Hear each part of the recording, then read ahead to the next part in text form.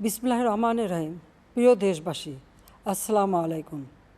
হিজরি 61 সনের পবিত্র এই দিনে ফোরাত নদীর তীরে কারবালার প্রান্তরে মহানবী হজরত মুহাম্মদ সাল্লাল্লাহু আলাইহি সাল্লামের দৌহিত্র হজরত ইমাম হোসেন ও তার পরিবারের সদস্যরা শহীদ হয়েছিলেন।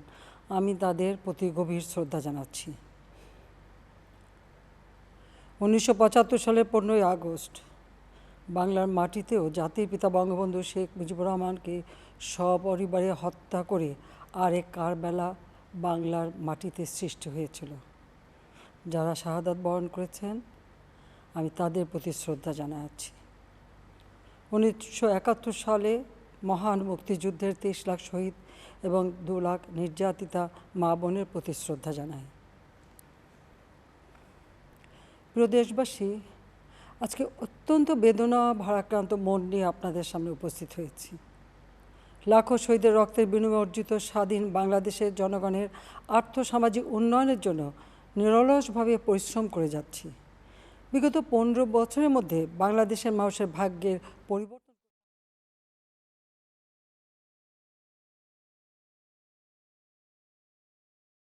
ব্যবহার এবং মানুষের মৌলিক চাহিদা পূরণ করতে অন্ন, বস্ত্র, বাসস্থান, চিকিৎসা, শিক্ষার ব্যবস্থা করে জনগণকে উন্নত জীবন দেওয়ার যাত্রা শুরু করেছি। অনেক সাফল্য অর্জন করেছি। বাংলাদেশকে বিশ্ব দরবারে একটা মর্যাদার আসনে অধিষ্ঠিত করতে সক্ষম হয়েছি। তারপরেও আমাদের আরও অনেক দূর যেতে হবে। বাংলাদেশের মানুষ যখন একটু স্বস্তি শান্তিতে ফিরে, যখন তাদের মাঝে এমন কোনো ঘটনা ঘটে যা অত্যন্ত বেদনাদায়ক। 2018 সালে ছাত্র সমাজের আন্দোলনে পরিপ্রেক্ষিতে সরকার সরকারি চাকরিতে কোটা প্রথা বাতিল করে একটা পরিপত্র জারি করে। পরবর্তীকালে মুক্তিযোদ্ধাদের পক্ষ থেকে কোটা বহাল রাখার পক্ষে উচ্চ আদালত 2018 সালে জারি করা সরকারের পরিপত্র বাতিল করে দেয়। সরকারের পক্ষ থেকে পরিপত্র বহাল রাখার জন্য সর্বোচ্চ আদালতে আপিল করা হয় এবং মহামান্য আদালত শুনানির দিন ধার্য করে। এ সময় ছাত্ররা কোটা সংস্কারের দাবি নিয়ে আবারও আন্দোলন শুরু করে। এই আন্দোলনের শুরু থেকেই সরকার যথেষ্ট ধৈর্য ও সহনশীলতা প্রদর্শন করেছে, বরং আন্দোলনকারীদের নিরাপত্তা নিশ্চিত করার ক্ষেত্রে পুলিশ সহযোগিতা করে। মহামান্য রাষ্ট্রপতির কাছে যখন আন্দোলনকারীরা স্মারকলিপি প্রদান করার ইচ্ছা প্রকাশ করে, সেক্ষেত্রে তাদের সুযোগ করে দেওয়া হয় এবং নিরাপত্তারও ব্যবস্থা নেওয়া হয়। অত্যন্ত পরিতাপের বিষয় হলো, কিছু মহল এই আন্দোলনের সুযোগটা নিয়ে অনাকাঙ্ক্ষিত উচ্চাবিলাস চরিতার্থ করার সুযোগ নিয়ে সন্ত্রাসী কর্মকাণ্ডে লিপ্ত হয়। এর ফলে এই কোমলমতি শিক্ষার্থীদের আন্দোলনকে ঘিরে যে সকল ঘটনা ঘটেছে তা খুবই বেদনাদায়ক ও দুঃখজনক। অহেতুক কতগুলি মূল্যবান জীবন ঝরে গেল। আপনজন হারাবার বেদনা যে কত কষ্টের তা আমার থেকে আর কে বেশি জানে। যারা মৃত্যুবরণ করেছে তাদের আত্মার মাগফিরাত কামনা করছি। পরিবারের সদস্যদের প্রতি গভীর সমবেদনা জানাচ্ছি। আমি প্রতিটি হত্যাকাণ্ডের নিন্দা জানাই। যে সকল ঘটনা ঘটেছে তা কখনোই কাম্য ছিল না। চট্টগ্রামে সন্ত্রাসীরা বহুতল ভবনের ছাদ থেকে ছাত্রদের হত্যার উদ্দেশ্যে নির্মমভাবে নিচে ছুঁড়ে ফেলে দিয়েছে। অনেক ছাত্রের হাত পায়ের রগ কেটে দেয়, তাদের উপর লাঠি পেটা ও ধারালো অস্ত্র দ্বারা আঘাত করে। একজন মৃত্যুবরণ করেছে, অনেকে মৃত্যুর সাথে পাঞ্জা লড়ছে। ঢাকা, রংপুর এবং রাজশাহী বিশ্ববিদ্যালয়ের উপাচার্যের বাসভবন ও ছাত্রছাত্রীদের আবাসিক হলে অগ্নিসংযোগ ও ভাঙচুর করা হয়। সাধারণ পথচারী, দোকানিদের আক্রমণ, এমনকি রোগীবাহী অ্যাম্বুলেন্স চলাচলে বাধা প্রদান করা হয়। মেয়েদের হলে ছাত্রীদের উপর আক্রমণ করা হয়েছে এবং লাঞ্ছিত করা হচ্ছে। আবাসিক হলে প্রবোজদের হুমকি দেওয়া হয় এবং আক্রমণ করা হয়েছে। শিক্ষকদের উপর চড়াও হয়ে তাদের গায়ে হাত তোলা হয়েছে। আমি বিশ্বাস করি, যারা কোটা সংস্কার আন্দোলনে জড়িত তাদের সাথে এই সকল সন্ত্রাসীদের কোনো সম্পর্ক নেই, বরং সন্ত্রাসীরা এদের মধ্যে ঢুকে সংঘাত ও নৈরাজ্যকর পরিস্থিতির সৃষ্টি করছে।